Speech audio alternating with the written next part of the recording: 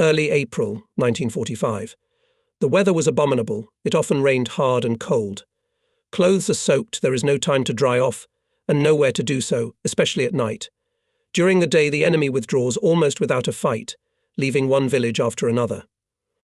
But at night, Hitlerites stop in settlements, organize defense and resist with such persistence that it is impossible to smoke them out of there without a serious fight. And in battalions of people, or as it is customary to say in the army, active bayonets, there are not enough. I have more soldiers in my battery than in the battalion I support, so I have to stop for the night in the field, in front of a village occupied by the enemy, and freeze all night, often in the cold rain. On April 5th or 6th, 1945, in the evening we come to a large village, which is spread along the banks of a small river. It rained all day long. Overcoats are swollen from moisture. The ground has spread. We are all in mud from head to toe. We are advancing along the asphalt road. Our infantry is rambling along both sides of the road. My guns are moving a kilometre behind us. Soon rumbled bursts of enemy mines from right and left of the highway. The battalion is deployed in combat order, a rare chain of soldiers, mercilessly cursing at the Germans, because we have to shave on the skeletonized arable land. Apparently the enemy intends to stop us on the approaches to the village. In any case, we can't do without a serious battle for the village. I indicate to the senior officer the place of the firing position of the battery, and myself with scouts and communicators move together with the battalion. The infantrymen are so tired that they do not run away even from enemy mines, but fall into the mud and lie there until the splinters whistle.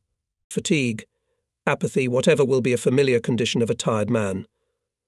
I feel a little better, some part of the way I rode on horseback, but now that the enemy has started mortar fire, I have to dismount. As soon as the battalion lays down for the night, we must select an observation post, extend the telephone link with the battery and prepare to fire. In the morning, the battalion must be supported by its fire from the guns. Judging by the bursting of enemy mines, the enemy does not see us and is firing at random, warning that today, for the night he is entrenched in the village, and does not intend to leave it until morning. And what can be seen in this gloom, drizzling fine rain and haze? Visibility of 200 to 250 meters. We moved forward another kilometre and a half. When mines began to fall nearby with a threatening hiss, we had to throw ourselves into a roadside ditch full of water and mud, cursing everything in the world. Soon tall trees, something like plantations, showed up ahead. They are to the right and left of the road. As soon as our infantry came to the boundary of these trees, machine gun bursts from the village, heard the rumble of engines, obviously armoured personnel carriers. Fountains of mud from enemy bullets rise near the chain battalion. The infantry is lying down, but I can't see where the machine guns are firing from trees, bushes and the night twilight, which began to thicken quickly, are in the way. I know from experience that the enemy will now maneuver their armoured personnel carriers along the outskirts of the village to create the appearance of a tight defence and stop our infantry. But the detachment does not think to move forward. With such forces we cannot defeat the Germans. In addition, the soldiers are dead tired, falling directly on the damp ground in the hope of at least a little rest. We have to choose an observation point, from which at least a little was visible the outskirts of the village in the morning attack, and we need to organize a targeted fire. The terrain is flat, there is no hillock or hillock anywhere. I came out to the battalion. Chain soldiers were digging trenches with small sapper shovels, not so much for shelter as to get into a trench, cover themselves with a cloak tent, and at least a little warmth and sleep. The battalion chain lies at the very edge of the field. Here is a row of trees, and immediately behind them begins a precipice towards the village, about 2 meters high, and then there is a steep descent, overgrown with trees and shrubs. At the bottom 200 meters away is the village. Even in the front chain of the NP is nowhere to choose. Observation interferes with trees and shrubbery. I call the squad commander, Sergeant Sotnikov, and give him the task with 2 scouts to cautiously go down the cliff and see if it is possible to find a place for the NP on neutral territory. A fine, cold rain is falling. We are standing covered with a cloak tent. Not far away, near a bush, the battalion commander and his entourage have stretched a small piece of tarpaulin and are settling down for the night. I and my soldiers stand waiting for Sotnikov, hoping that maybe they will find something suitable for the NP. It takes about 40 minutes before the scouts return. Sotnikov excitedly whispers to me that they found on the slope near the village of an empty stone bunker in the cliff. The entrance to it is closed with an iron door. From the bunker, it will be possible to keep watch over the village. There is sparse shrubbery. From our front edge to the bunker to 100 meters. It turns out that it is in the middle between the battalion chain and the village, where the Germans are. After thinking a little, I decide to go to the bunker and there to take up the NP. The Germans are no less tired than we are, and are unlikely to come in our direction at night. I informed the battalion commander of my decision and, of course, not a word about the bunker, otherwise the whole battalion would move there. The battalion commander asked to be more careful. After all, the Germans were only 100 meters away. I sent Deminsky to warn the company commander against the chain of which the bunker, so that in the morning they would not throw grenades at us when they went on the attack. Carefully down the cliff down, then between the trees and bushes we make our way to the bunker. It's cut into the bottom of the cliff. Only the entrance, a rather massive metal door, wide of 2 halves, protrudes from the ground. We stop, listening carefully to the darkness of the night. Everything seems to be quiet. Slowly, so as not to squeak, we open one leaf of the door and enter the bunker. It is quite high. Up to the ceiling is not less than 3 meters, in width not less than 5 meters. The walls and ceiling vault are lined with large cobblestones. The far side is lost somewhere in the darkness. It is at least 10 meters away. The door is closed, and I turn on my buzz light. The bunker is empty and clean. We settle down near one of the walls not far from the entrance. Telephonists connected the connection with the firing position and the division commander. The bunker is dry, not like the field. We open the door ajar, listening carefully to the outside sounds. In the village, to the outskirts of which is no more than 100 to 150 meters, you can hear the noise of muffled engines and the clanking of tank tracks. There is no doubt the enemy has tanks, and their shooting from a closed position cannot take them. Covered with a raincoat, I called the division headquarters. I reported the situation in the sense that we hear on the outskirts of the village the noise of tank engines and the clanking of tracks. The division commander advised to put at least 1 gun on direct fire, otherwise the battalion would be trampled in the morning at the outskirts of the village. I agreed with his opinion and decided to put 1 gun, and if we could find a place, both guns on direct fire, while it was dark. Bold idea, there is enough space for 1 gun near the bunker. There is a flat area near the entrance to it, and if we clear the shrubbery we can fire at the village. Where should I put the 2nd gun? Up there at the back, where the battalion is lying down. You can't. First of all, the trees are in the way, and the main thing is that the village lies below, and the gun can't fire from above, because the angle of inclination of the barrel is small. So we must look here. I decided to call Senior Officer Doroshenko and set him a task on the spot. I will inform the battalion commander when I choose a position for the 2nd gun. The door was covered, so that no sound would give away our presence. It was locked from the inside. I called Doroshenko and explained the task in detail. I don't say anything about the fact that we're in the bunker. I advise you to take the communication cable in your hands and use it to go to my NP. At night we can't find the NP any other way. Everything has calmed down. Everyone in the bunker quieted down, tired, dozing, only at the door scout on duty, listening carefully to the sounds of the night. By the time Doroshenko gets there, at least half an hour will have passed. We can rest. Suddenly, through my slumber, I thought that someone was standing near me. I turned on my flashlight bug, and the hair under my cap a puff. 3 Germans in overcoats are standing near me. We jump up quickly, grabbing our weapons. The Germans say in a loud whisper, "We are Czechs, Czechs." My heart was relieved a split second, and the irreparable would have happened.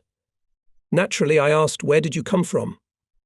The door to the bunker was closed. It was empty inside, and suddenly there were 3 Czechs in half-military uniforms. They ask in the same whisper, "Are you Russians?" "Russians," I confirm that of course we are Russians. The Czechs throw themselves on our necks, that enthusiastically and joyfully embrace us, kiss us and even sob with joy. But I, although this sentimentality is to my liking, need to know where they came from. I ask the Czechs this question again. They keep repeating bros, and invite me to go to the far corner of the bunker. With 2 scouts I go to that corner. Part of the boulder from the wall of the bunker lies on the ground, and in the light of a flashlight we can see a manhole in the side wall of the bunker. When we took a cursory look around the bunker, there were no rocks here. As we later found out, the hole in the wall had been filled in. One Czech, apparently the oldest of the 3, invites me to climb into the hole. Elementary caution, and I suggest one of the Czechs to climb into the hole. My scout climbed in after him, and suddenly from there his joyful exclamation, "Comrade, combat, climb here." This is Kolya Kushenko, my dashing scout. If something surprised him, then there is really something unusual there. A little more scattered hole, and I climb through it. In the dim light of a few candles and my flashlight I saw, to my surprise, another part of the bunker, even larger than the first. By the quiet sound of many voices, mostly female, I could sense that there were a lot of people here. The Czech, who had climbed through the hole first, joyfully informed his fellow villagers that the Russian brothers were here, the Red Army had come. A crowd of people rushed to us, crying with joy, hugging and kissing. Their joy is genuine, sincere, warm. Here are mostly women, men, apparently only 3, whom we have already seen. As we were told later, the villagers are hiding here, which we have to storm in the morning. They treat us with bread, lard, eggs, wine, and so on. There is no end to the joy, especially among the young people. A few joyful minutes pass, but we have to do business. I call up the Czech who spoke to me first. I explain to him that it is necessary to organize a duty at the outer doors inside the bunker. The door must be bolted. If anyone knocks, do not answer anything and immediately inform me. I meant that Doroshenko should be here soon. The Czechs understand us, as you can understand their words, although they have many words similar to German. Some time passes, and in the bunker there is still jubilation of the local population in connection with the arrival of the Red Army, although we are here on neutral territory, and we can expect any trouble from the enemy. Enough time has passed for Doroshenko to arrive at my place, but he is not here, and in addition the connection with the firing position is broken. I'm sending a signalman to the line. At night, of course, it is difficult to restore the line of communication. The other, broken, end could be dragged away accidentally during the break. It takes at least an hour to restore communication. Once again I called Doroshenko to the firing position, reprimanding him why didn't he show up as I ordered. He answered in a sympathetic and ironic tone, "Comrade, combat, you have fallen into German captivity, and now you are trying to lure us there." At this time the commander of our division, Captain Savin, intervenes in our conversation. He, in my terms, says, "Heresy, we know that you and your control platoon were taken into German captivity. We understand that you have a German pistol at your temple, and you are forced to lure others into captivity. Be courageous, etc." In short, he educates me in the spirit of patriotism, not letting me utter a word. Then he informs me that he is sending an assault group with anti-tank grenades to our rescue, and that if the Germans do not free us, they will blow up the bunker. I try to explain that there is no captivity, that I am really in the bunker and on neutral territory. To make a long story short, we agreed that the assault group, having surrounded the bunker, will wait until I come out to them alone, and then we will come to an agreement. In general, the matter took a serious turn. The message about our captivity went through the regiment, division, etc.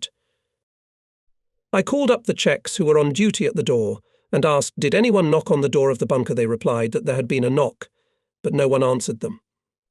I realized what was going on. Hearing the knock on the door, the Czech replied, "Ein moment" in both Czech and German. That means 1 minute. Hearing this, Doroshenko, of course, thought that it was the Germans and we were their prisoners, because the communication cable by which they came here was brought into the bunker. In general, it was not enough that we also beat each other for the pleasure of the enemy. I ordered the scouts to open the door and listen carefully into the silence of the night. Soon a faint rustle was heard. I half-voiced asked Doroshenko, "Are you?" He replies, "Aya." I told him, "I'll come out to you alone now, don't shoot." He understood, and I came out of the bunker and approached the bushes where the assault group was lying down. Then, without too much noise, everyone from the control platoon came out. When everything was clear, we went back into the bunker, and Doroshenko on the phone reported to the division commander about everything. He called me.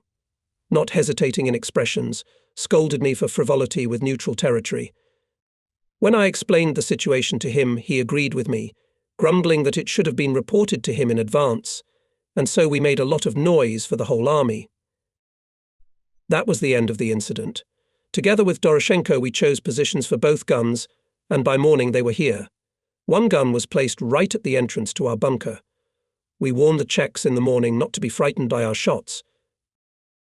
At dawn, when the battalion went on the attack, and German armoured personnel carriers met it with fire, my guns quickly destroyed them, and the battalion began to successfully liberate the village.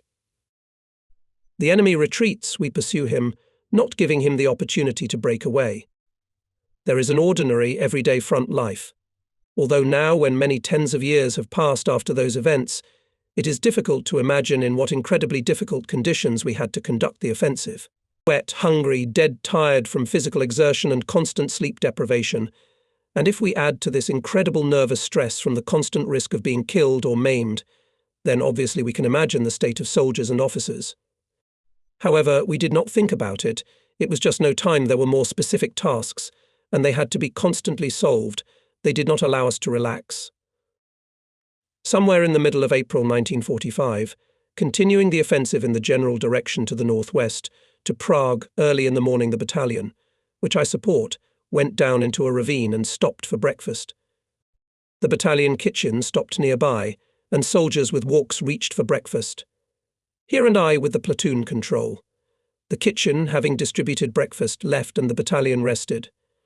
Over the gully is a liquid fog. It hides us from the enemy, but we cannot see the enemy too.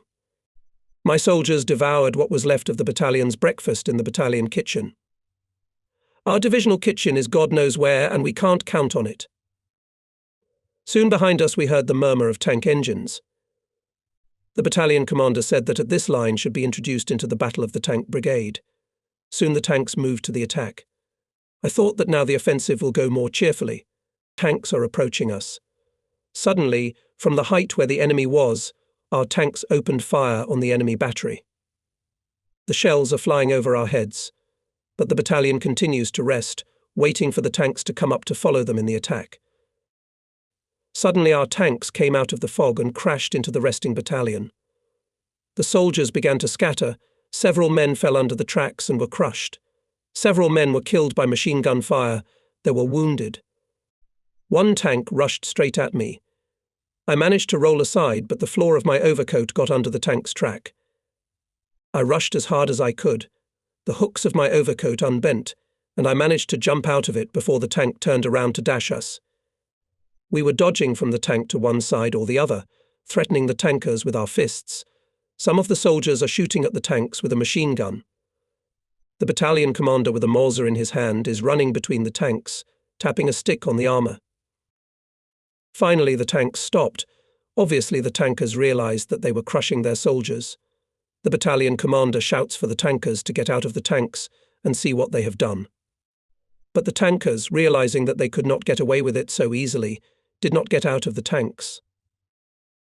In one tank, the hatch cover was lifted, and apparently the commander began to explain to the battalion commander that someone from the superiors who led the brigade into the battle informed him that our troops were not in front. In addition, the enemy gun opened fire, and the tankers in the fog did not realize that their troops were here. In general, the picture, even by frontline standards, turned out to be terrible. Several men from the battalion were literally torn by the tracks into bloody pieces mixed with mud. Several wounded men die of their wounds in front of everyone. Thank God my soldiers are all unharmed. Having swore enough, the battalion commander reported the incident to the commander of his regiment.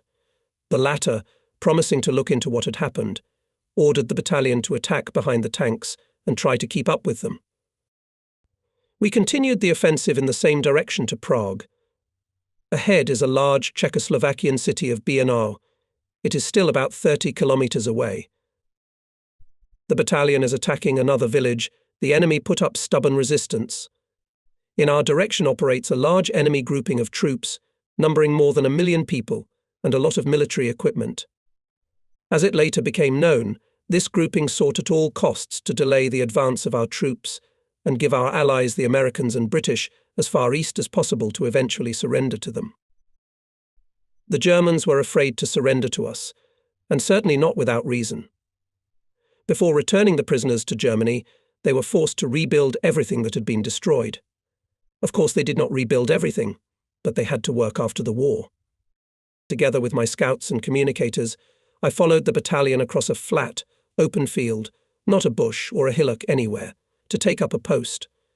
An enemy sniper obviously paid attention to my group. Several bullets whistled near me, and a few exploded at my feet. The sniper shoots bursting bullets, which, even if lightly wounded, inflict heavy wounds. There is nowhere to hide from him. To our left, 50 meters away, there is a small irrigation canal. The bank is steep, 1.5 meters high. We jumped into the water. It was waist deep, and the water was very cold, but there was no choice. Just jumped into the water, as on the place where I was standing just now, a cloud of bullet burst. Had I delayed just for a second, the bullet would have been mine. We waded through the water for 150 meters, trying to get out of the firing zone. Ahead on the right is a village. The battalion has already captured the outskirts and is fighting in the village. We jump out of the canal and run over to the outermost houses. I take a position on the roof of one of the houses, almost in the center of the village. Visibility is severely limited by other houses and trees near them. The infantry is fighting literally for every house, and it is difficult to determine where anyone is.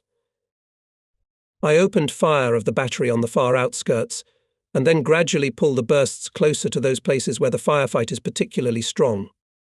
The shells are flying over the roofs with a screech, before the bursts of their shells no more than 300 meters.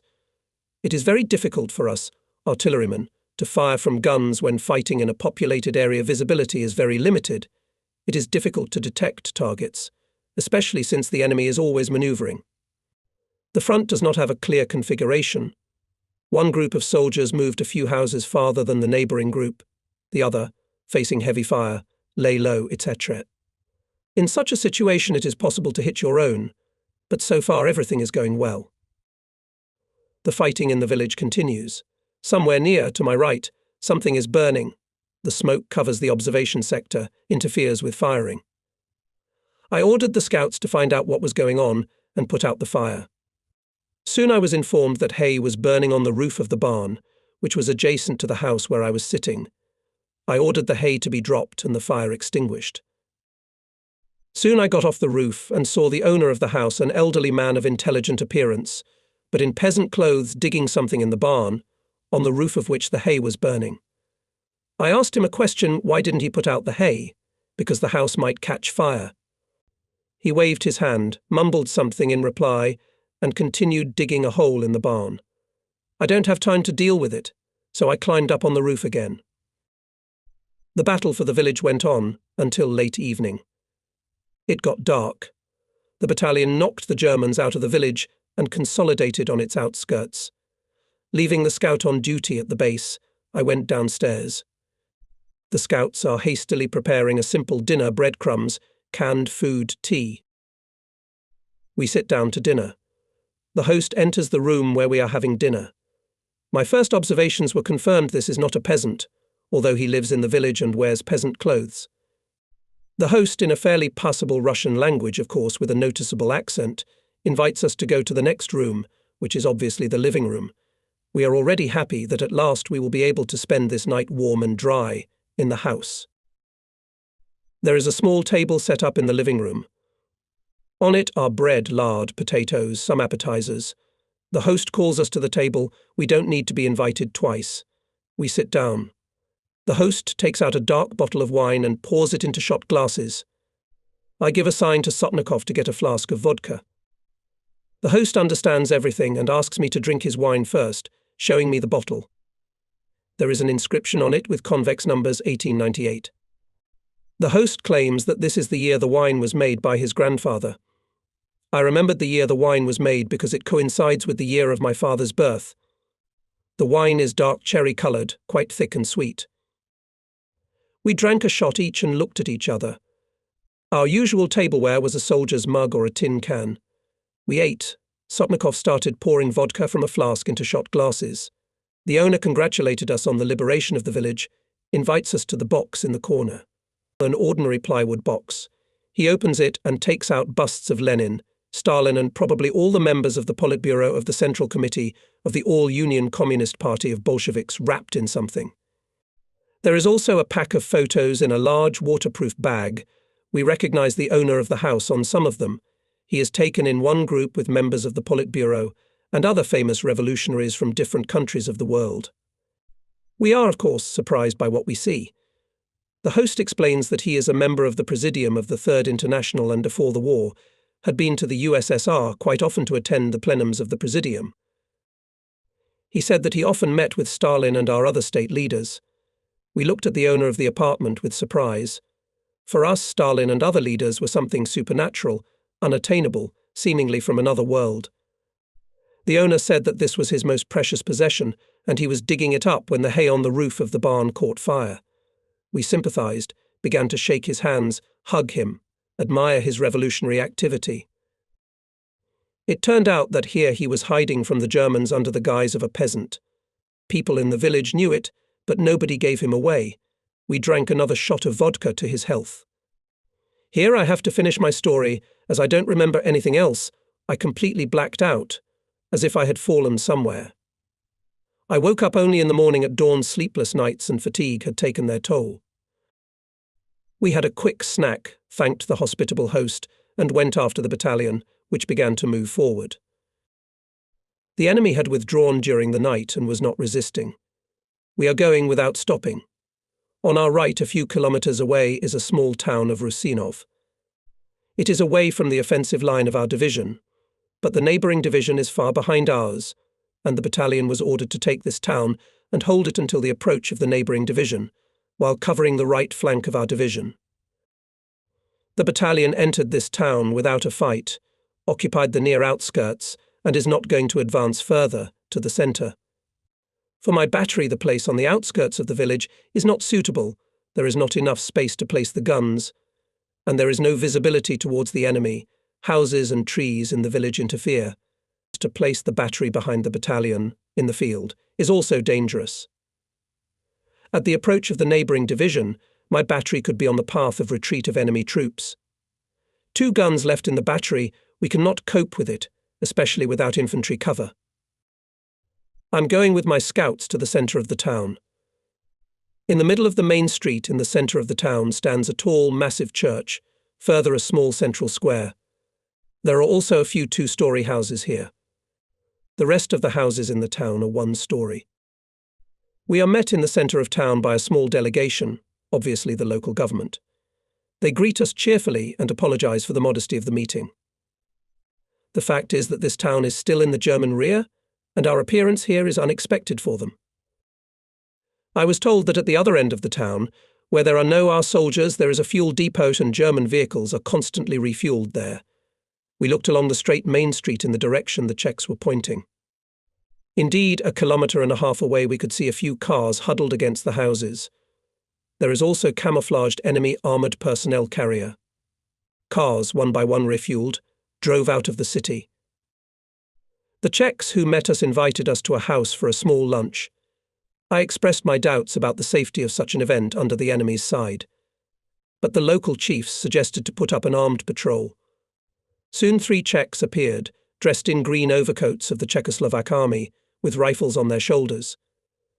I asked the senior to keep a close watch on the street leading to the fuel depot, and to inform me immediately if the enemy appeared. I did not want to offend the local authorities, who were not afraid to meet us in such a difficult situation.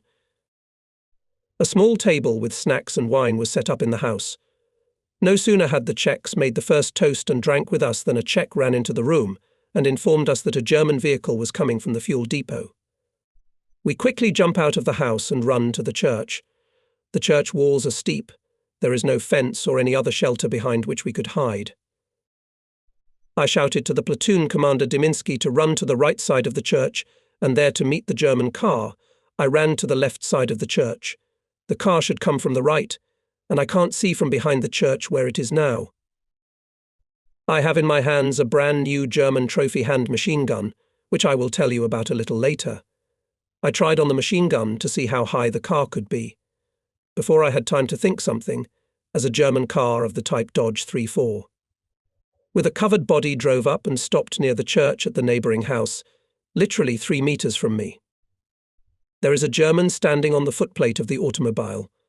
I pull the trigger, one shot rattles, and the machine gun does not fire again. The German standing on the step falls on the road. Another German jumped out of the car and ran into the entrance of the house. The car tore and rushed forward toward the battalion. By this time my battery had begun to take up a firing position just inside the town, not far from the battalion but ahead of it.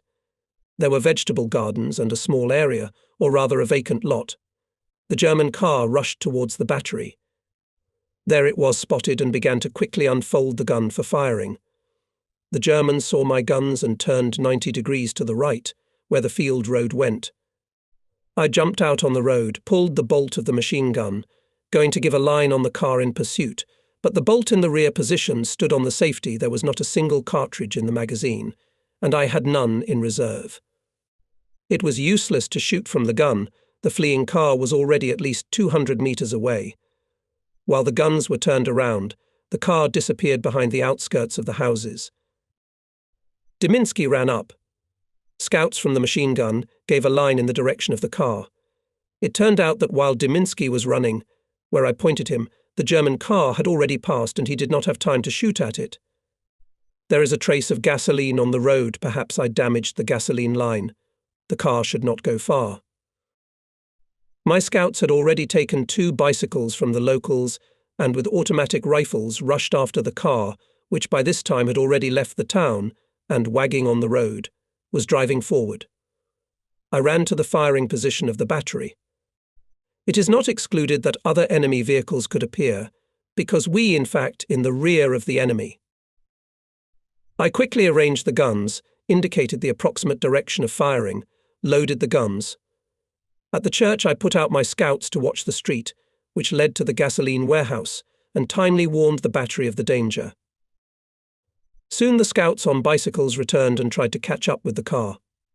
Indeed, a bullet from my machine gun hit the gasoline line. The car drove out of town and soon stood stuck in the road mud, in addition, and the gasoline apparently leaked out.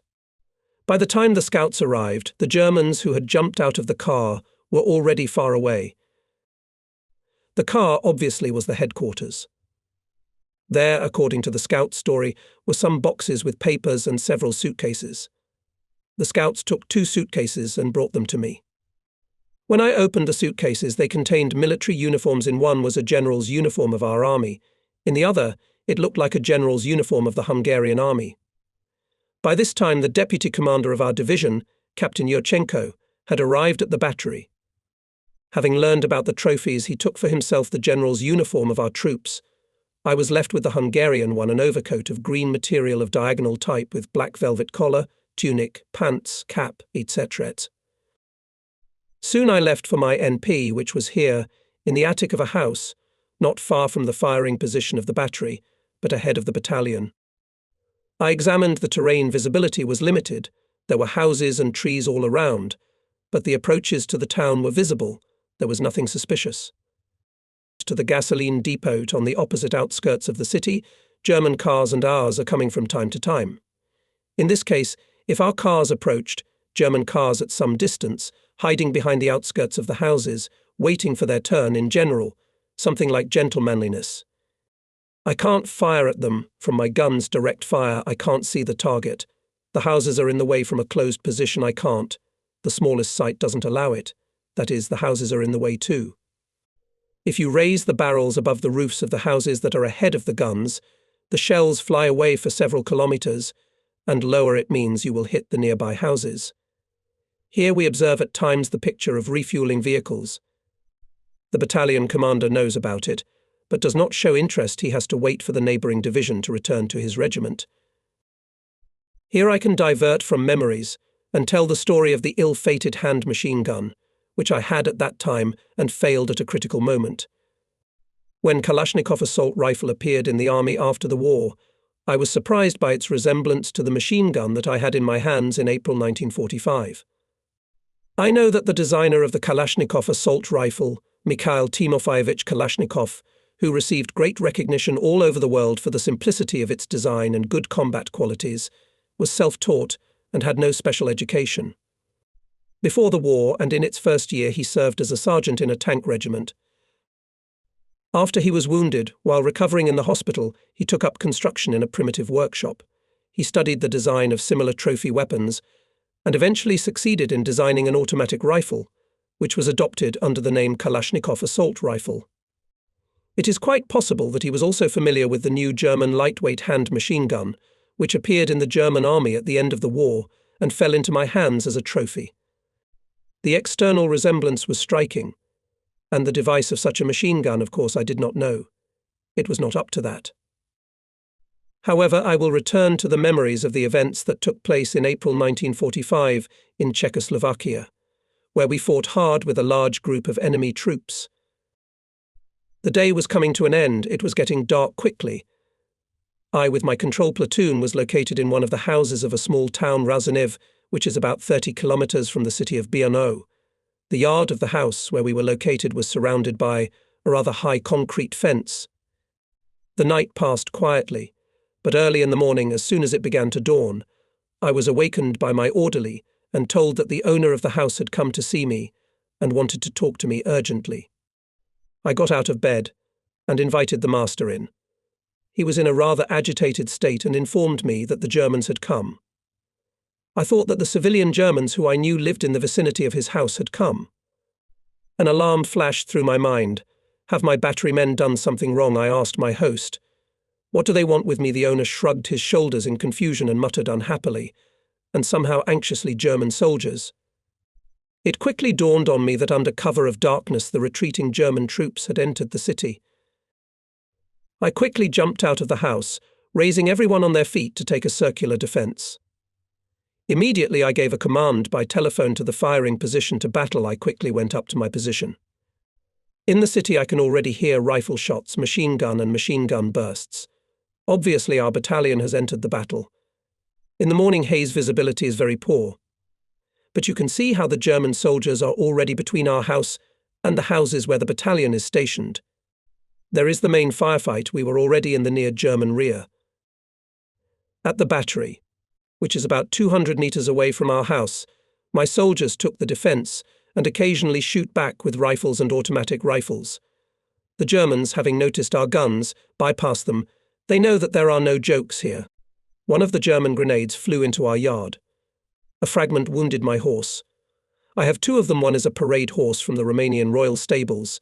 The other one is our formation horse, perfectly trained in cavalry commands. That's the one that was wounded. We hastily bandaged the horse and quickly took all the horses that were with me into the stable of the owner. The Germans, having come across our battalion and my battery, moved back to the center of the town, not wanting to fight with us. Soon on the other edge of the town rumbled shooting. This obviously came the neighboring division, in the band of which was this town. There the main battle unfolded.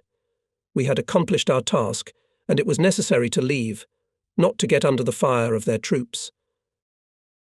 By the middle of the day the battalion and my battery left the occupied positions and left the town. The enemy, tied up in battle with the approaching Red Army units, obviously does not notice us. In any case, we leave without a fight. We return to our division. By evening my column, following the battalion, enters the village where our regiment is defending on the outskirts. It was already dark when I and Yurchenko found the house where our division commander Captain Savin was stationed. Here nearby and the headquarters of our division. Let's go to the commander. Before that Yurchenko and I washed up and changed into trophy uniforms. Our uniforms had a rather shabby look. For many months we have not come out of the battle. We had no time and nowhere to wash and repair our tattered uniforms, and here we had new trophy uniforms. It's no trouble that it is not according to our status, that is generals. Let's go into the hut. Yurchenko in front, in a general's overcoat and papaka, and I in the back in the uniform of a Hungarian general. At the table in one undershirt sits Savin. The room is poorly lighted by a table kerosene lamp. Savin obviously had already had dinner, and not without a drink. In any case, he was already tipsy, and did not expect the arrival of distinguished guests in a general's uniform. To understand the situation, it should be borne in mind that during the whole war one had seen our general, the division commander, no more than twice, so the appearance of the generals was a complete surprise for Savin. He slowly rises from the table, and, as he was in his undershirt, introduces himself to the arriving superiors. We did not expect such a result. There was a slight hiccup. But Yurchenko quickly oriented himself, realizing the comicality of the situation. He waved his hand, entering the role of a general, invited Savin to sit down. Yurchenko stuttered quite badly. It was a consequence of the contusion, which we received on the Dnieper. In this situation his stammer was even more noticeable. Savin stammered in indecision, then, taking the lamp in his hands, approached us, looking at our faces. I was choking with laughter, and Yurchenko could not refrain from laughing either. Having realized that it was us, and not some generals, Savin swore heartily, asked us where we had come from, and where we had dressed up like that. We laughed, and Savin laughed with us. He invited us to the table, brought us dinner and drinks. We told him about the story of the general's suits. Savin began to try on the general's uniform. It was too big for him. Soon he offered us a bath. The bathhouse was hastily built in one of the sheds nearby. A fire was burning in the yard, and a barrel of water stood over it. The soldiers carried hot water in buckets to the shed, where there was straw on the floor, and everyone took turns washing. I don't even remember the last time I had a bath. At least not for several months. It was not always possible to wash properly. It was with great pleasure that we stripped off our clothes and washed ourselves with hot water. After washing, we had another drink for the night ahead, talked about the past battles and related events, and went to bed in the house. It was, as I remember, on the eve of May 1st, 1945, 9 days before the victory. Early in the morning, putting on my general's uniform, going to go to the battalion which I support, I found out that it was 5 kilometers away, and I had to walk through the forest. I was warned that there is no solid front line here. Separate scattered groups of the enemy are fighting their way to the west. We must be extremely careful not to run into such a group. In the paratrooper regiment there have already been cases of such sudden and fierce skirmishes, and there are casualties mainly because of carelessness. I leave the battery guns not far from the village where we spent the night. There they took a firing position. Communication will have to maintain by radio, although it is very unstable. With the control platoon we go along the forest road to where the battalion is. Weapons at the ready, and we look carefully around and ahead, although visibility is limited to the nearest trees. The forest is pine native, tall and quite dense. The terrain is heavily rugged. This is the foothills of the Czech Tatras. I have a trophy 15-round German Walther pistol in my hands, and a Hungarian 9mm pistol in a holster on my belt. As I remember now, it was very similar to the Makarov pistol currently in service with our army. No matter how many times I tried, I could not make it out. Only after the war, when Makarov pistols came into service, I realized why I could not disassemble the trophy pistol. It was necessary to pull the trigger guard. I did not know about it. Several times my scouts sounded the alarm. We fell to the ground in readiness to immediately open fire, but everything went without firing. Evidently large groups of the enemy, avoiding roads and skirmishes with our troops, were making their way westward, and, having discovered us, were quickly concealed in the thickets of the forest. In one place we came across several corpses of our soldiers, evidently killed in one of the skirmishes with the enemy. Even as we entered the forest in the morning, fierce firing was heard ahead. Among the dead was a petty officer. On his chest, next to other awards, was the star of the hero of the Soviet Union. When we came to the battalion, I reported this to the battalion commander. I later learned that this petty officer was a sapper from our division. Arriving at the battalion, I went along the trench to the battalion commander. He opened his mouth in surprise when he saw the general's cap. But then, recognizing me, waved his hands for me to duck. The trench was shallow, dug hastily. "Where are you dressed up?" was his first question to me as we crouched in the trench at his request. I briefly told him the story of the general's uniform. He demanded that I change immediately. Enemy snipers were rampant here, and I would be the first target for them. The arguments were convincing. I changed into a tattered soldier's hat and the same vatnik that my scouts had brought. I took up an NP. Communication with the firing position is there, but very unstable. Today is May 1st, a holiday. The battalion commander congratulated everyone. We drank a sip of vodka, ate some breadcrumbs and went ahead. We are attacking the village, on the outskirts of which we are now. My battery fired several volleys on the village, and the battalion began to attack the village. The enemy, shooting back, retreated. Soon we entered the village. I sent scouts to the highest house in the village to occupy the NP. Here in the courtyard of this house was placed the battalion commander with his command. Soon my scout reported that the entire attic was full of bales of cloth. Battalion soldiers found a large number of the same bales in other structures of the house. The soldiers began to gut the bales. There were various good fabrics, like Boston and others. The soldiers tore off pieces, some velvet, some diagonal, some whatever they wanted, and wound them instead of shoelaces. I had to leave this yard for another NP. My battery moved to another firing position, closer to the front. The liaison officers stretched a cable telephone line. The communication worked steadily. The battalion was positioned on the far outskirts of the village and was not going to advance further. The soldiers celebrated May 1st as best they could. The weather was spring-like. It rained often, and there was the usual spring thaw. The front was moving all the time. The supply of food and forage was bad. The hay was also bad. Whoever could get what he could fed the horses with it.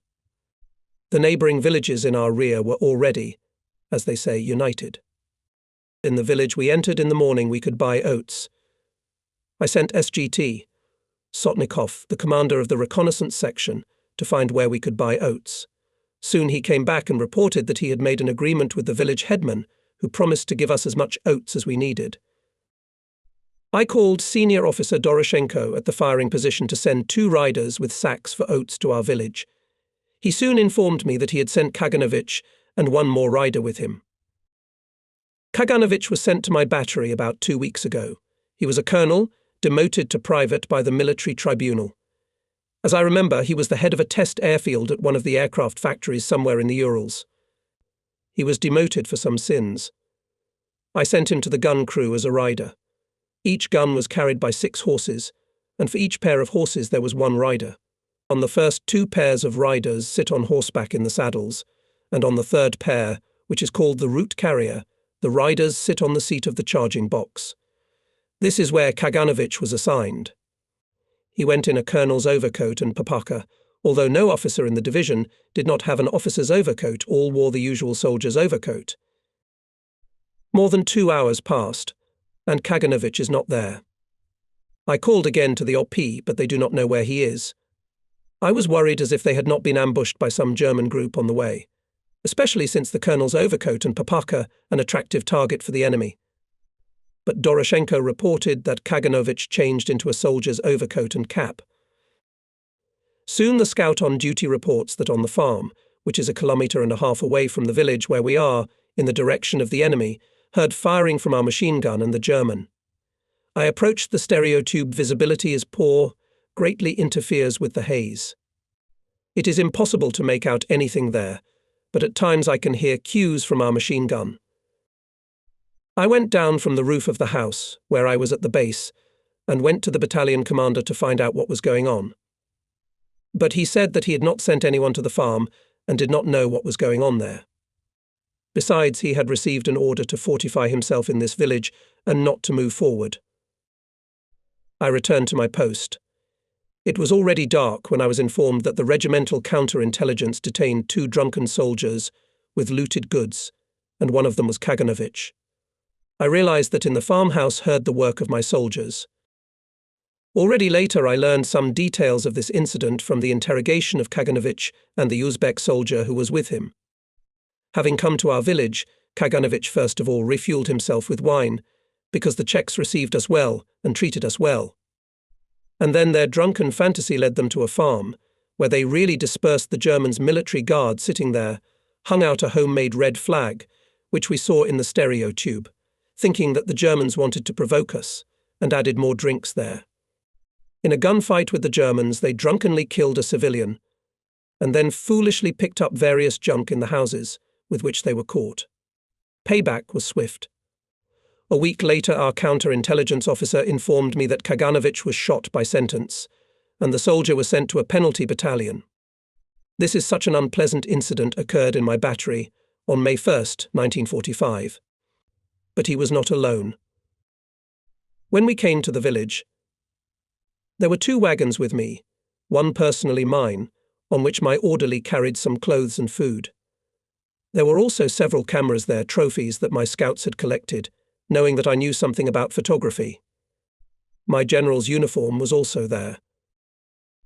The village, or rather, the approaches to it, where we were on the morning of May 1st, the enemy shelled quite heavily from mortars. There was nowhere to shelter the wagons and horses. The battalion commander decided to send the kitchen and 2 of his wagons to the rear. My household also joined them. To the ordinarian I ordered that he and the wagons should stay with the battery commander until I called. On May 2nd, the battalion received orders to surrender its line of defence to the Romanian troops, who were to come up and concentrate at a specified place. The commander of our division gave me the task to provide with the battery fire, if necessary, a change of troops, and to arrive by the morning of May 3rd at the point indicated to me in the direction of Biernal. On the evening of May 2nd, I called the OP and asked the battery petty officer where my wagon and orderly were. The petty officer reported that he had not seen anyone, and that my wagon and the platoon's wagon had not appeared at the OP. When the battalion started to change shifts in the evening, I asked the battalion commander where his kitchen was located. He answered me that the kitchen had not arrived at the appointed place. And in the morning the scouts I sent out found the place where the tragedy had occurred. It was 2 kilometers behind us.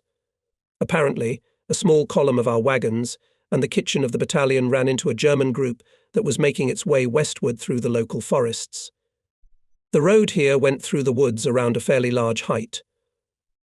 On the left a steep slope of the height, on the right a steep cliff. This is where our wagons were ambushed. Apparently the Germans hit them with a flamethrower. Under the cliff lay the charred corpses of my beautiful horses from the wagon harnesses. Charred parts of the wagons and property were scattered around. There were no soldiers riding on the wagons. The remains of the battalion kitchen were also found nearby.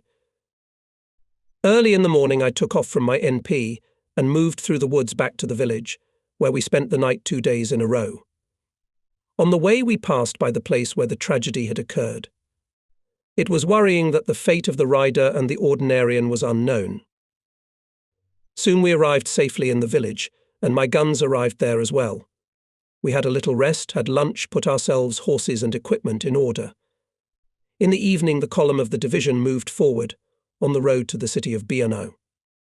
This is the 2nd largest city in Czechoslovakia after Prague. We pass the city of Brno late at night. We take the battle order, and in the morning battalions moved into the attack.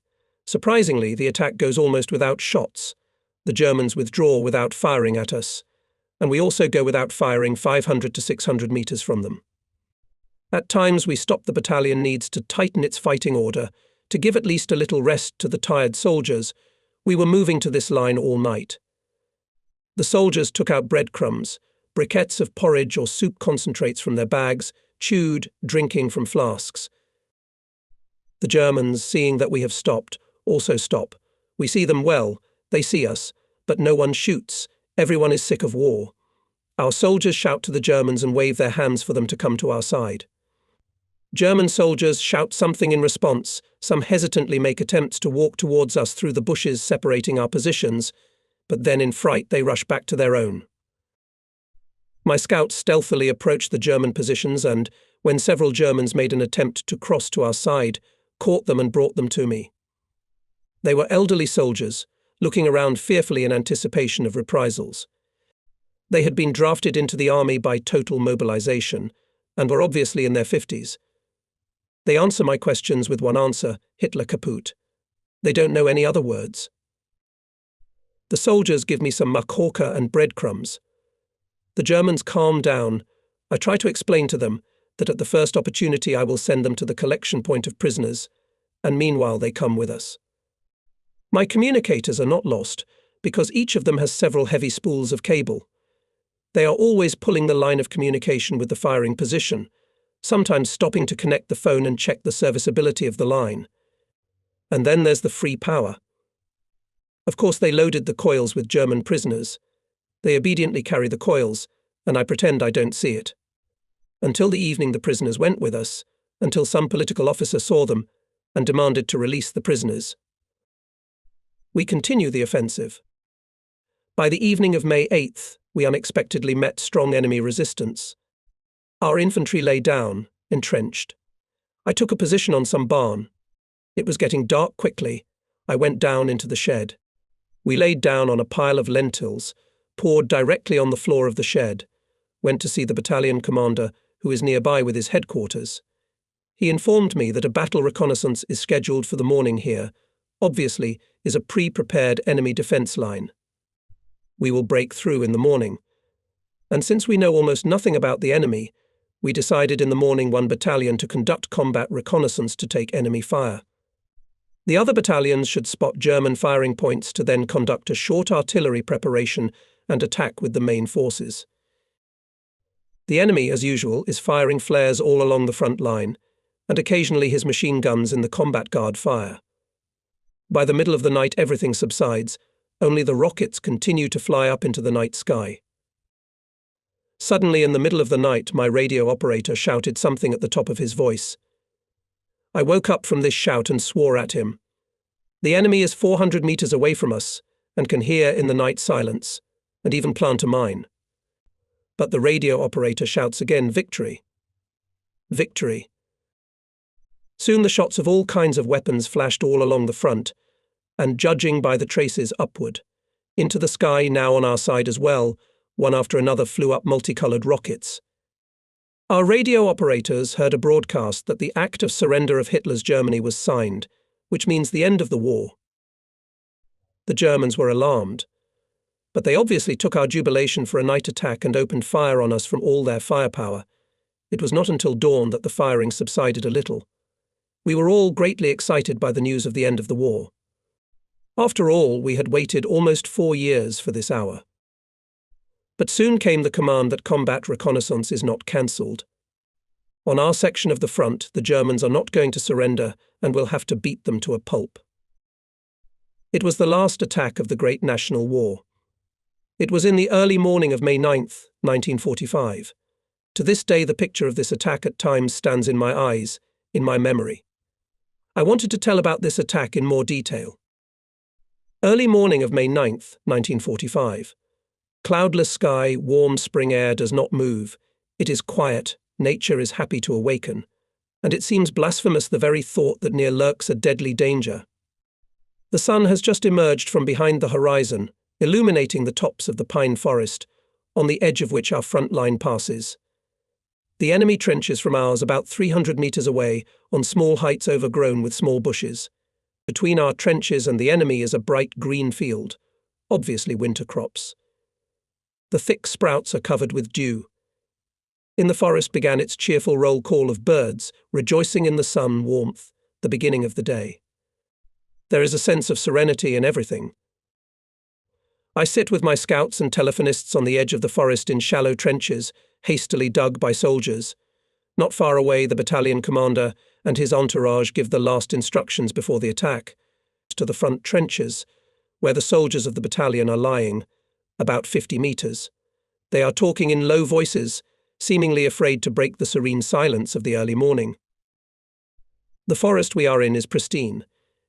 It looks more like a well-maintained park than an ordinary forest. Here in Czechoslovakia, like everywhere else in the West where I have visited and lived for many years, the forest has a touching attitude. Nowhere do you see a broken tree, falling branches or trees, much less any garbage. It seems that no one has been here before us for centuries. No man has ever set foot here. Everything is carefully tidied, and somewhere we can see neat little stacks of stacked branches and remnants of trees. Our trenches, with their bright yellow sand berms, seem sacrilegious in this pristine land. As the soldiers stir in the trenches. They are quietly preparing for the attack. Weapons are being wiped clean. Magazines are loaded with ammunition. Grenades are being prepared. Officers clarify the direction of the attack. Landmarks, signals, etc. Soon the attack. We have to silently, without a single shot, suddenly rise to the attack, to call on themselves the fire of all kinds of enemy weapons, so that the other units, which make up the main forces of the division, were able to detect fire points and suppress them, and then already attack the enemy. Our division approached this line at night, and the nature of the enemy's defences we do not know. This method of attack is obviously the most unpleasant. We have to attack almost blindly, not knowing the enemy's forces. One must set oneself up as a target for the enemy, and for many it is certain death. Soldiers, and we also understand it well as the necessity of it. The choice has fallen on our battalion, so it is our fate. Of course, unpleasant feelings clutched in the chest and mind of all who wants to die when the war is officially over. It is ridiculous and offensive. Tense silence, only quiet conversation, and the fiddling of soldiers preparing to attack. I look carefully through binoculars into the distant bushes. Enemy trenches are visible there. There is no continuous trench, which means that the enemy defence was taken hastily and hardly had time to properly create a system of fire. I share these considerations with the battalion commander. He says, not without reason, that 2 enemy machine guns will be enough to put down the rest of the battalion. His mood is heavy. He can be understood. The end of the war, and the soldiers will surely die under enemy bullets. And we cannot avoid this fate. We officers have no advantages over the soldiers in this regard. Rather the opposite. Both machine gunners and snipers are primarily hunting for officers. Without a commander, the army is very difficult to resist the enemy, especially in the offensive. He does not yet give any signs of anxiety. This is good for us. It means that for some time our attack will be a surprise for him. It would be good to run to his trenches, and there he cannot resist the paratroopers. Unfortunately, this is unrealistic. The enemy also keeps surveillance, and of course will detect us before we get to him. The last minutes before the attack. Everyone, without giving any sign, in his heart hopes that he will be missed by an enemy bullet, but just in case he says goodbye to his relatives and friends, remembering them before the attack. Everyone's faces are serious. Even the jokers are hushed. Not up to jokes. There is a difficult and dangerous work. The time of the attack is approaching. There are only minutes left. The battalion commander stands up in full height and, addressing us, says, "Well, men, let's go." Then he gives a command to the battalion Slavs: attack, forward. The soldiers of the battalion amicably rose to their full height. The chain menacingly bristled with bayonets, stern faces of the soldiers, silently going into the attack. The enemy is suspiciously silent. What is it decided to let us get closer, and then shoot the battalion in cold blood? Or he hasn't detected us yet. We've gone 20 paces. 30. Soon the silence of the morning was cut by the choking, some frightened crack of the enemy machine gun. Someone fell killed or wounded, someone lay down, and then the voice of the battalion commander, picked up by company and platoon commanders, attack. Forward, Yura. The battalion seemed to shudder, exhaling a polyphonic Yura. Hooray! The chain moved forward at a run. Suddenly a mighty roar of hundreds of voices erupted behind us. Yura, the entire front of the division, as far as we could see it, jumped out of the trenches and moved after us. The unforeseen happened. The soldiers of other battalions couldn't stand it, seeing their battle comrades going into the attack to fight the enemy to the death, the last attack in this war. Here it is, the soldiers' loyalty to the front brotherhood, without slogans, without unnecessary pathos, the impulse of the soldier's soul, coming from the heart. Comrades are in trouble. The enemy will concentrate all his fire on the liquid chain of the battalion, and hardly anyone will survive. And if the whole front is going to attack, then there is less danger for everyone. Hardly any of us thought about it at that moment. Some unknown force pushed the soldiers out of the trenches without any command. Over the field, there was such a formidable roar of Yura, which in all the long years of the war and dozens, if not hundreds of attacks, I had never heard. The enemy machine guns were choking. It seems that the soldiers could not stand it. They would lie down under fire. but a formidable avalanche of Soviet soldiers with some inexpressible persistence, determination, unstoppable and swiftly moving forward. Someone falls down, hit by an enemy bullet, someone lies down under enemy fire, but carried away by the general impulse, overcoming fear, gets up and runs after his comrades. Up to the enemy trenches 100 meters. The formidable Ura is not silent over the chain of battalions. Suddenly, one by one, the enemy machine guns are silenced, only mines continue to rumble somewhere behind the chain. The enemy could not withstand our attack. Throwing weapons, enemy soldiers jump out of the trenches and, looping and looking around, run away through the bushes to their rear. Some with raised hands and inexpressible fear in their eyes, pulling their heads into their shoulders, waiting for their fate. Here is the enemy defense. I catch myself in the fact that I, along with everyone else, shouting hurrah, hurrah. We're skipping the German defense. We keep moving forward. We need to consolidate the success, not to let the enemy come to his senses. Our soldier is so resilient. German soldiers have just been firing, and now they stand with their hands up, and to any question they have one answer: Hitler kaputt. One of the soldiers on the move tries to make conversation with a prisoner in some improbable language. Here they treat the prisoners with makorka, and then wave their hands for them to go to our rear, to the assembly point. The soldiers are catching German soldiers in the bushes, who from fear did not dare to surrender at once, and now are confused where to go, forward or backward. More than an hour has passed since the attack began. The enemy, not resisting, continues to withdraw, rather to take their feet away. The road to Prague is open. They yesterday began an uprising against the German occupiers. Our radio operators have intercepted the appeal of the citizens of Prague, asking them to help faster. Hurry to Prague. We move all day and all night with short breaks. The soldiers are tired to the point of exhaustion. We manage to rest, or rather to sleep for 2 hours in turn on the wagons. My horse was tired too. In the middle of the night I sent a scout to the tail of the battery column with the order that the foreman send a substitute horse. Soon I moved to the substitute horse and sent my horse to the foreman, let it rest. It was dark night, the sky was covered with clouds. My battery is ahead of the battalion, which lagged behind by 2 kilometers. There the soldiers are on foot. I ride at the head of the column, ahead of our troops are not. At times I fall asleep in the saddle, but I wake up quickly, as if someone pushes me in the chest. Next to rides Diminsky with scouts, who also dozed off. The road is asphalt, smooth, and the monotonous ride puts me to sleep. Approaching dawn, according to the map ahead of a major population centre, a small town, up to him about 5 kilometers. It is necessary to pull up the column and be ready for any surprise.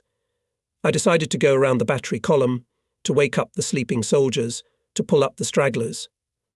I spurred my horse, but it suddenly jumped up, almost throwing me out of the saddle, and howled like a calf. What's the number? I looked closely. My horse's ears were 2 or even 3 times longer than a normal horse's. I wiped my eyes, the same picture. I got off the horse, looked at its head with long ears with amazement, looked back, and it had a calf's tail. What a scarecrow. I pinched myself once more to make sure I wasn't dreaming, but everything was fine. Then my scouts arrived, looking at my dewlap, laughing. Soldiers from the gun crew came up and were also looking at the gimmick with surprise and laughter. One soldier, an Uzbek by nationality, told me that it was not a horse, but a mule, a mixture of a donkey and a horse. It was not enough for me to ride it into the city. I called the foreman and asked, in which zoo did you get this stuffed animal? He guiltily justifies that somewhere along the road they took some trophy horses. Obviously among them was a mule, but it was dark, and they did not pay attention to him, so he came to me. We had a good laugh. I took off the mule's saddle, gave him a kick in the ass and moved to my rested horse. For a long time afterwards my scouts teased me about how I garcetted on the donkey. A good laugh is a release for nervous tension. We continue moving forward. It has already dawned, the clouds have parted, a warm sunny morning has come. Ahead in a kilometre from us we see the outskirts of the settlement. Wait for the approach of infantry long. I send forward Diminsky with scouts to find out the situation. With binoculars carefully examine the outskirts. I didn't find anything suspicious, but war is war, and for us it's not over yet. Diminsky and his scouts are approaching the outskirts. I carefully observe them. Everything seems to be calm. Diminsky gives a conditional signal, no enemy. The battery column continues to move forward. While we were moving, on the outskirts of the city gathered quite a large crowd of locals, waving at us, shouting something. We come closer, Diminsky rides towards us, and reports that, according to the locals, the Germans left yesterday. We dismount and walk towards the crowd of locals. In front, a fat man, twice as fat as me, runs straight at me with open arms. I take a step to the side, and he piles on Diminsky, who was walking behind me. There are cheers of joy from the locals, hugging and kissing us. They're giving us something to eat. I decided to stop the column and wait for the battalion. I should have a rest and at least an hour of sleep, but the genuine, sincere joy of the locals does not give such an opportunity. Everyone, especially women and girls, want to touch our hands. They are chirping happily. There are few men. We are treated with wine, cigarettes, unusual for us. Lively, joyful conversations, someone is already singing. The song is picked up by the locals, the well-known Russian Katyusha. More than 2 hours passed while the battalion approached, and we moved forward, escorted by kind-hearted residents. We passed the city without stopping, faster forward, to Prague. In the afternoon we passed the town of German Brod. Our aviation worked well here. We pass a military airfield. This is a graveyard of German military airplanes. Many are broken. Others have their noses in the ground, tail feathers back. Some are still smoking. The weather is perfect, sunny, warm, the trees have blossomed, spring is raging. We pass by some station. On the tracks is a military train with military equipment, obviously an artillery regiment. It has not even had time to unload, and was hit by our aviation. On the platforms, guns and new tractors, cars like American Dodge 3-4. Someone of my subordinates suggested that on these cars we would quickly catch up with the Germans. I had a bold idea to take these tractors. In the battery found tractor drivers, combine harvesters, but there are no chauffeurs. But it's decided, done. We're taking the trucks off the platform.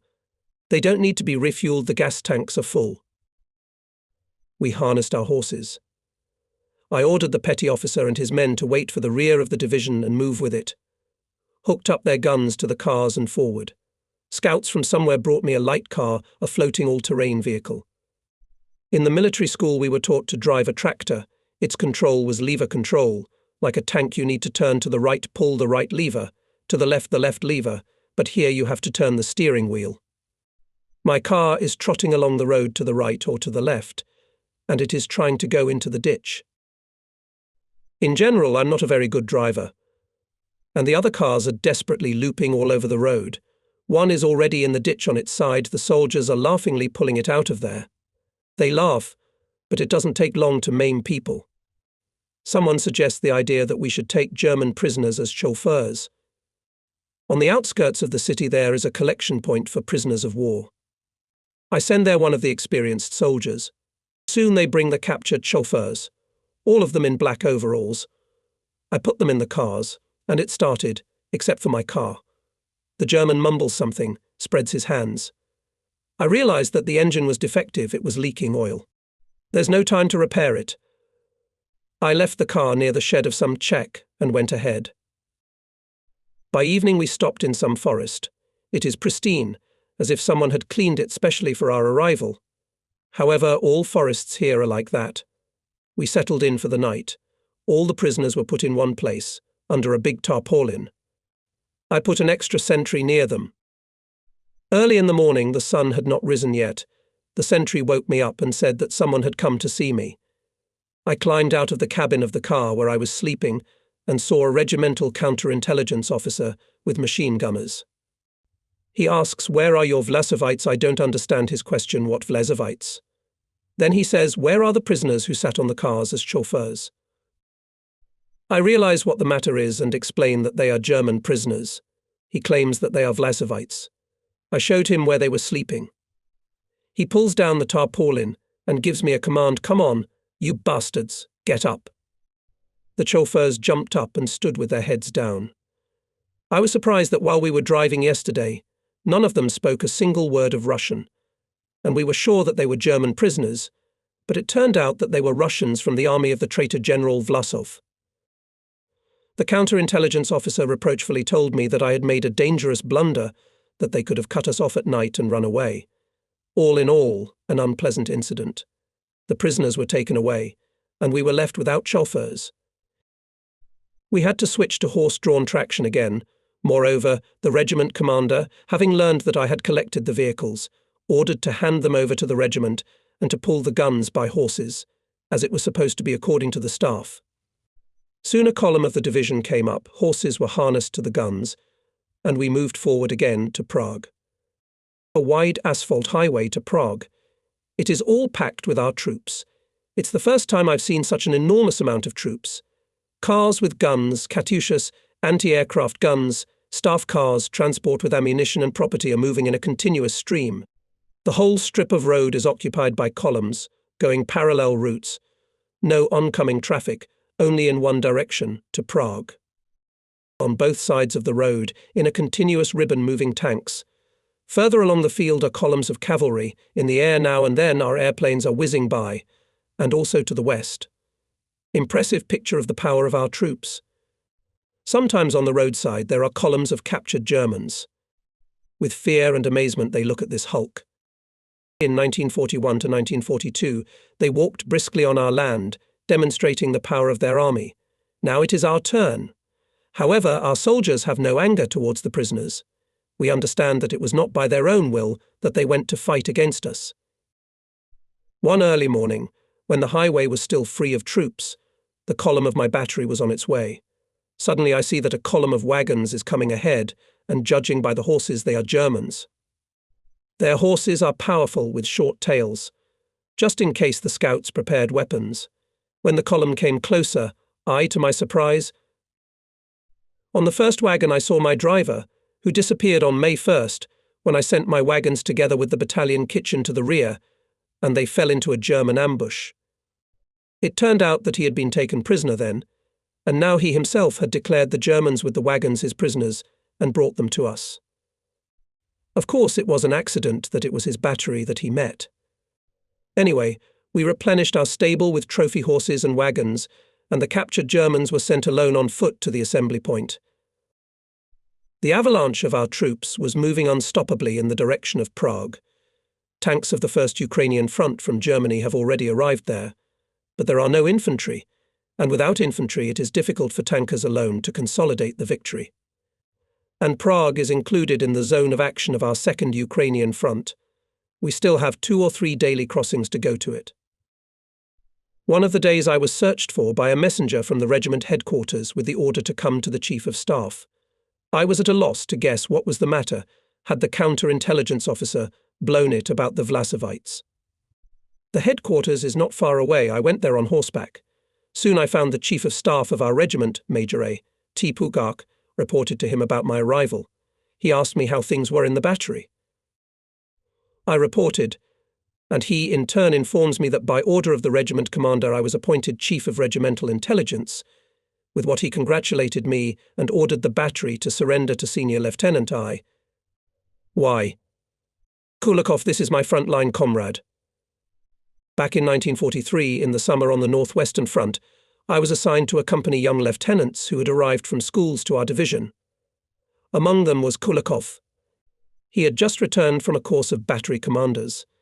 The transfer of cases did not last long, and the next day I already began my new duties.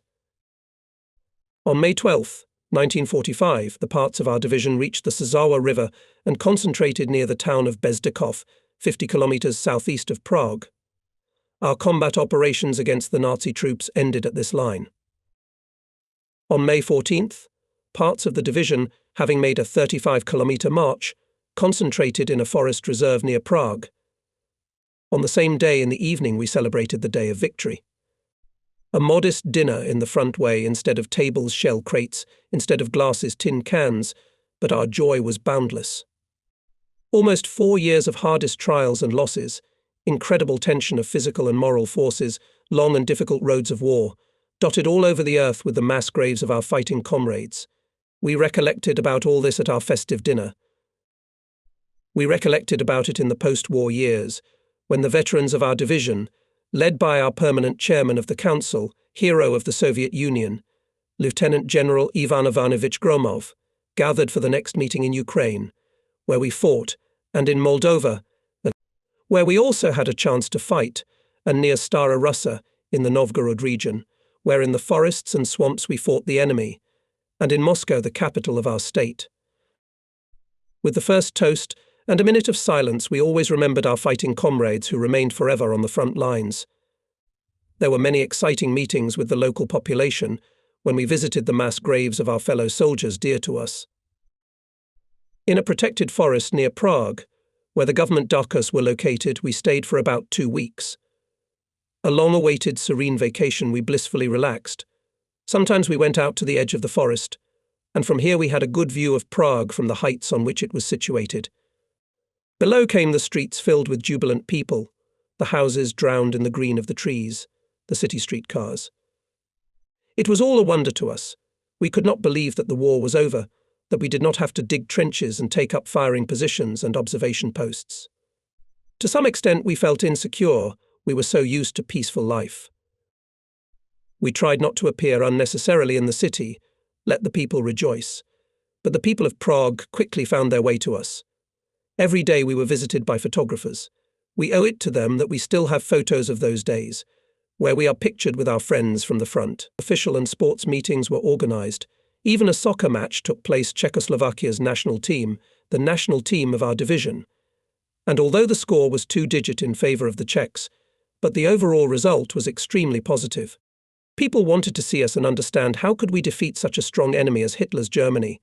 No army of other countries was able to offer any serious resistance to the Nazis, and only our army, our soldiers and officers who were here with the citizens, were able to defeat such an enemy. This was interesting for the citizens of Prague, and they treated us with genuine joy. We paid them back in kind. Soon I was summoned to the headquarters of our 53rd Army, where there was a 3-day gathering of intelligence officers of divisions and regiments. The results of the battles were summarized, and at the same time we were introduced to the organization of the armies of the United States, England, France, arguing that we should know our allies. At the same time we were also taught the organization of the Japanese army, without explaining why we needed it.